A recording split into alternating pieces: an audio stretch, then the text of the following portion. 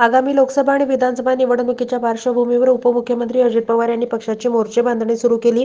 पदाधिकाऱ्यांचं तसेच कार्यकर्त्यांचं मनोबल वाढावं यासाठी अजितदादा गटाकडून त्यांना महागड्या गाड्या देखील भेट देण्यात येणार आहेत. मात्र दुसरीकडे अजित पवार यांच्या बंडामुळे काही कार्यकर्ते नाराज झालेत.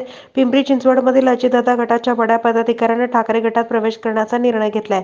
शहरातील राष्ट्रवादी काँग्रेसचे एक मोठे पदाधिकारी समजले जाणारे संजोग वाघेरे हे आपल्या शेकडो समर्थकांसह शिवसेना उद्धव ठाकरे गटात प्रवेश करणार आहेत.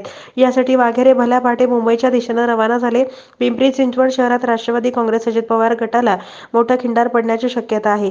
पिंपरी चिंचवड हा शहर अजित पवारांचा बालेकिल्ला मानला जातो. राष्ट्रवादीची मोठी ताकद आहे.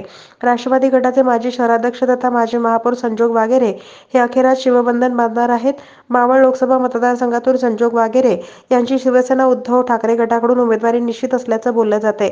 संजोग वाघेरे हे राष्ट्रवादी अजित पवार गट सोडून शिवबंधन बांधणार असले तरी यावेळी पक्ष सोडत असताना वाईट वाटल्याचं त्यांनी सांगितलं.